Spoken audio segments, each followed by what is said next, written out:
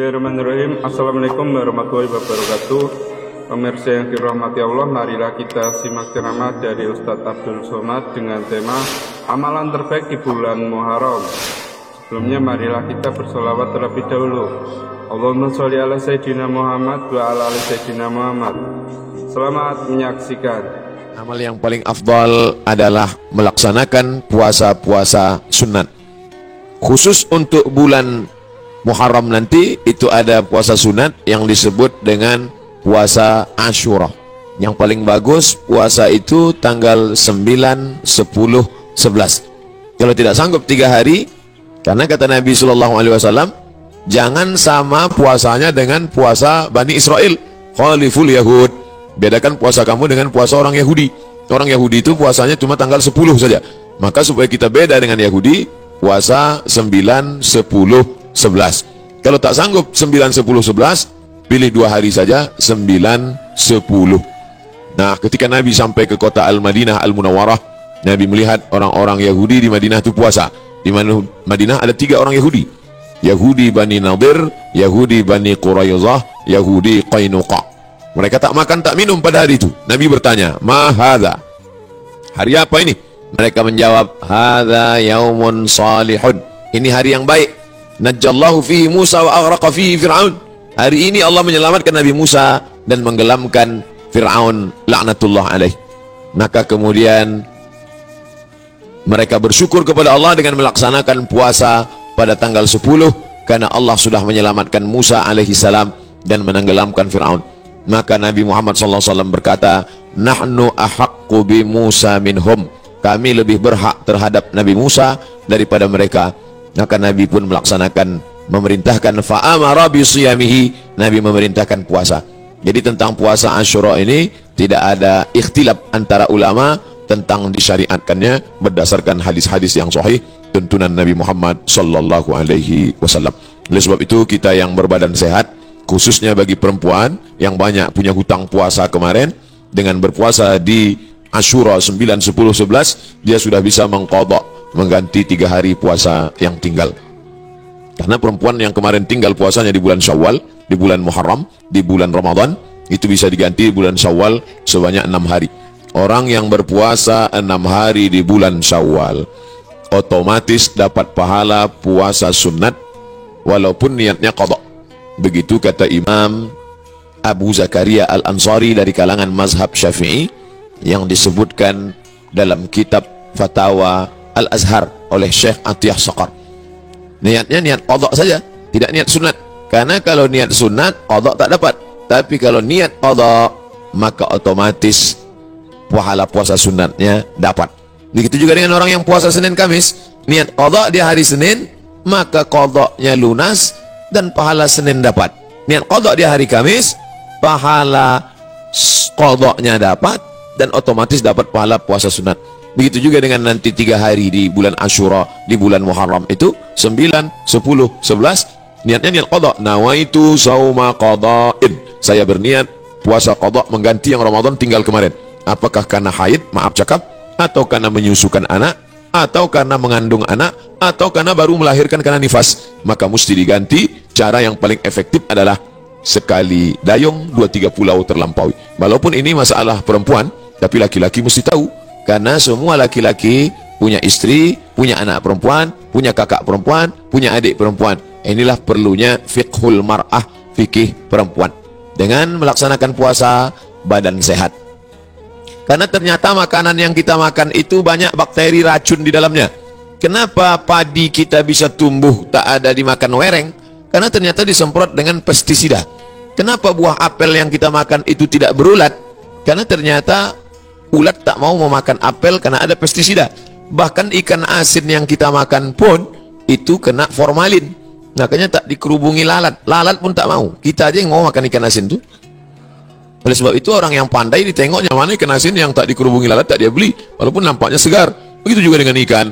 Dulu kita tahu ikan cuma di es saja. Sekarang ikan disiram, direndam pakai formalin. Akhirnya kita memakan racun, maka muncullah ada kanker darah, kanker tulang, kanker cancer kata orang barat. Tak ada obatnya sampai sekarang. Ternyata penyakit-penyakit ini bisa hilang dengan menerapkan namanya terapi fasting. Fasting artinya menahan makan. Orang barat tak tahu puasa, mereka tetap makan buah, makan ringan, minum air putih, tapi mereka tak makan dari pagi sampai siang sampai malam.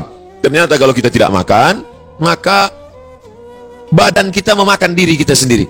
Itulah racun-racun hilang di dalam badan kalau orang menerapkan terapi fasting tak makan ini selama 8 hari dalam sebulan. Subhanallah, Masya Allah, ini belum lahir Nabi, belum lahir lagi orang yang menemukan penyakit ini, sudah diajarkan oleh Nabi Muhammad SAW. 8 hari tak makan dalam sebulan, Senin Kamis, Senin Kamis, Senin Kamis, dan Senin Kamis. Maka siapa yang melaksanakan puasa Senin Kamis, tapi yang lebih bagus lagi adalah lebih banyak daripada Senin Kamis. Karena kalau Senin Kamis cuma 8 saja, tapi yang lebih banyak daripada itu adalah 15 hari. Ahabbus shaum ilallah shaumi Daud. Puasa yang paling disukai Allah adalah puasa Nabi Daud alaihissalam. Yasumu yauman, puasa hari ini, makan besok. Puasa hari ini, makan besok. Adapun saya menyampaikan tentang puasa ini karena kebetulan kita di hari baik, bulan baik. Bukan berarti saya sedang puasa, tidak. Nah, jadi jangan nanti ketika diajak makan, Ustaz itu cuma pandai ceramah aja itu. Buktinya dia makan juga. Ini pun ceramah ini tak terlalu lama, karena tadi saya dapat kabar cepat sikit, kepiting ini udah mau lari gitu. Bapak Ibu yang dimuliakan Allah Subhanahu wa taala, oleh sebab itu nampaknya di masa akan datang tak bisa lagi kita ceramah dalam masjid, mesti dibuatkan pentas karena jamaah mengamuk-ngamuk. Ini kalau dipeturutkan betanggalan pintu-pintu masjid ini nanti lama-lama.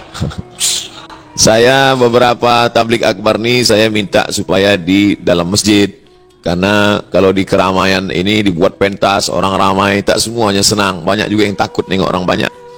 Nah, jadi maka saya minta ke panitia dalam masjid aja biar supaya tenang, lebih sejuk. Rupanya masyarakat tak bisa dibendung. Nah, inilah buktinya, tengok melimpah ruah. Kasihan di masa akan datang nanti panjang umur sehat badan kita buat di stadion lapangan sepak bola. Untuk hari ini sabar-sabarkan aja dulu. Nah, jadi yang di luar menengok, tengok aja lah layar TV itu sama macam menonton TV One hari biasa. Nanti saya sampaikan, selesaikan dulu pesan-pesan ini. Setelah itu nanti saya jawab beberapa pertanyaan. Setelah itu kami pun akan langsung menuju airport karena saya akan berangkat pulang.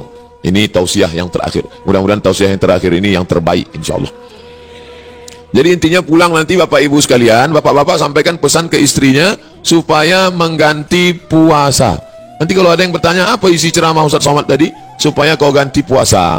Karena suami disuruh Allah, ya ayyuhalladzina amanu, wahai para suami, qu anfusakum, jaga dirimu, wa ahlikum, istrimu, anakmu, naro, jaga dari api neraka, yaitu dengan melaksanakan puasa. Ibu-ibu, perempuan-perempuan banyak tahan makan, tahan minum. Apa nama programnya? Diet. Dia mau diet, kurus. Diet, tahan makan, tahan minum. Tapi orang diet tak dapat pahala. Tapi kalau orang puasa, dua-duanya dapat. Pahala dapat, qadha lunas, pahala sunat dapat, diet menyusul. Dengan syarat jangan diganti di waktu malam. Karena banyak juga mengqadha puasa di waktu siang, mengqadha makan di waktu malam. Nah, tak dapat apa-apa. Oleh sebab itu maka badan sehat, otak sehat, orang yang sedang melaksanakan puasa menanamkan takut kepada Allah Subhanahu wa taala. Takut menganiaya orang, takut menengok yang haram, takut membicarakan aib orang. Kalau sedang puasa Asyura itu nanti mana ada orang mau membicarakan aib orang lain? Ibu-ibu yang ditelepon kawannya cerita tentang tetangga, anak si fulan, istri si fulan, tak mau dia bicara. Jangan bicarakan aib orang lain, stop. Nanti malam baru kita bahas katanya. Haram, tak boleh. Man lam yada' qaulaz zur, siapa yang tak meninggalkan cakap kotor, cakap yang tak baik, membicarakan aib orang lain, menganiaya, falaisa lillahi hajatun fi ayyada'a ta'amahu wa syarabahu. Tak ada gunanya dia tahan makannya, dia tahan minumnya kalau tidak menahan cakap kasar, aib, ghibah, namimah. La yadkhulul jannatan lamamun, tak masuk surga orang yang membawa-bawa cakap orang. Cakap si A tentang si B disampaikan oleh si B kepada si C, beradu kepala si B dengan si C gara-gara si B. Oleh sebab itu dalam hadis dikatakan Nabi membelah pelepah kurma, Nabi tusukkan ke suatu makam. Sahabat heran, kenapa kau tusukkan pelepah kurma itu ya Rasulullah? Kata Rasulullah, ini orang yang di dalam kubur ini sedang kena azab. Azab apa? Azab kubur. Itulah makanya sebelum salam kita berdoa, Allahumma inni a'udzubika min azabi jahannam wa min azabil qabri. Minta jauh dari azab kubur. Kenapa dia di azab kubur ya Rasulullah? Ada dua dosa dia. Yang pertama, kena azab kubur karena namam, membawa-bawa cakap orang. Oleh sebab itu kalau lidah ini terpancing mau bicara aib orang lain, stop, diisi dengan zikir, tasbih, tahmid, takbir, tahlil. Tasbih, subhanallah. tahmid, alhamdulillah, takbir, Allahu akbar, tahlil, la ilaha illallah. Kalimatani, dua kalimat, khafifatani ala lisan, ringan di lidah, tsaqilatani fil mizan, berat pada timbangan hari kiamat, habibatani ila rahman, disukai Allah. Subhanallah bihamdihi subhanallahil azim, subhanallah bihamdihi subhanallahil azim, subhanallah bihamdihi subhanallahil azim. Jadi yang paling bagus diisi pada bulan Haram ini, Dzulqa'dah, Dzulhijjah, Muharram, ini adalah puasa sunat. Tapi ada 4 hari di bulan ini tak boleh puasa. Di antara 3 bulan ini ada 4 hari tak boleh puasa. Itulah dia tanggal 10, tanggal 11, tanggal 12, tanggal 13. Kenapa tak boleh puasa? Karena hari raya daging kambing melimpah ruah. Walaupun tak semua bisa makan kambing ini, karena asal ditengoknya, baru menengok bungkusnya aja udah naik darah tingginya, belum lagi makan dagingnya. Nah, adapun sekarang inilah masanya membakar kolesterol, membakar karbohidrat, membakar yang kita makan pada saat penyembelihan hewan kurban kemarin. Adapun ibu-ibu, bapak-bapak yang masih banyak daging kurban di freezer itu, sedekahkanlah kepada anak yatim, fakir miskin. Ini udah hari raya yang keberapa ini di bulan Zulhijjah. Sudah mau habis bulan Zulhijjah, masuk bulan Muharram, tapi kulkas masih banyak yang belum bisa ditutup, masih menyipak kaki kambing itu lagi. Nah, oleh sebab itu, maka ini menunjukkan kita ini ada sifat tamak, ada sifat tak ingin rezeki kita itu dimakan orang lain. Padahal puncak keimanan adalah la yu'minu ahadukum, kamu tak beriman hatta yuhibba li akhi, sampai kau sayang kepada saudaramu ma yuhibbu li nafsi, sama macam sayang pada diri sendiri. Tak sampai hati kita, makanan itu hanya lewat di leher kita. Kalau enak rendang kambing, gulai, soto, capcay, sop itu di lidah kita, di leher kita, maka kita bagikan kepada yang lain. Makanya kata Nabi SAW, idza tabakhta fa'aktsir ma'aha. Kalau kau masak, banyakkan kuahnya. Kita disuruh masak banyak kuah. Untuk apa? Bagi kepada tetangga. Jadi kalau daging tadi tinggal 2-3 potong, masaklah nanti sore, banyakkan kuahnya, bagikan. Tapi jangan gara-gara ceramah nih, ibu tua hasil bersedekah, kuah aja sih. Apa maknanya? Sedangkan sikit saja dia bisa berbagi, apalagi banyak. Oleh sebab itu maka dalam Islam, tapi masalah lapar ini tak bisa kita ceritakan. Lapar bukan teori, tak bisa diceritakan. Lapar menurut bahasa, lapar menurut istilah, lapar menurut etimologi, lapar menurut terminologi. Lapar mesti dirasakan. Setelah kita rasakan lapar itu, maka muncullah rasa berbagi. Lapar Ramadan sudah lupa, udah agak lama. Ramadan, Syawal, Dzulqa'dah, Dzulhijjah, 5 bulan setelah itu datang kita disuruh mengingat lapar lagi. Itulah dia lapar 3 hari, tanggal 9, tanggal 10, tanggal 11. Ngaji jangan cuma pengajian aja.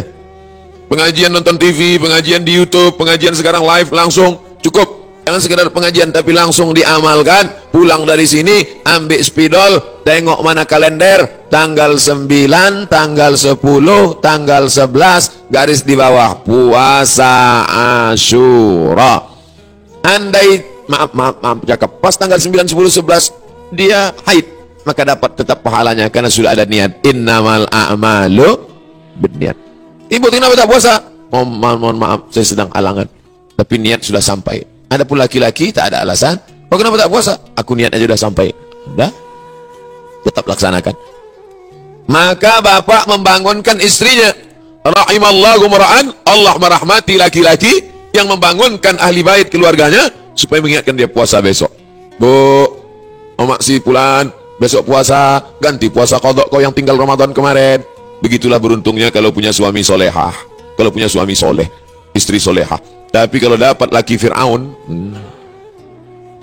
tak mau tahu dia. Sholat kau sembahyang, tidak sembahyang bukan urusanku, puasamu bukan urusanku. Padahal dalam Islam diajarkan kita ini mesti menjaga orang yang ada di sekitar kita, keluarga, tetangga, sahabat, kerabat. Wa anzir ashiratakal aqrabin. Berikanlah peringatan kepada keluarga-keluarga yang dekat. Ini penting sekali tentang masalah puasa ini. Semua penyakit berawal dari lambung. Semua penyakit berawal dari lambung. Oleh sebab itu maka kosongkan lambung, hilangkan bakteri. Coba tengok iklan di TV. Dari bakteri di dalam lambung itu muncul penyakit gula darah, muncul penyakit diabetes, muncul penyakit jantung koroner, muncul penyakit kanker, muncul penyakit makanan. Bagaimana supaya cara makanan tadi hilang? Ini diperbanyak puasa sunat. Bagi yang sudah puasa sunat, alhamdulillah. Bagi yang mencoba, mudah-mudahan disampaikan Allah Subhanahu wa taala niatnya sampai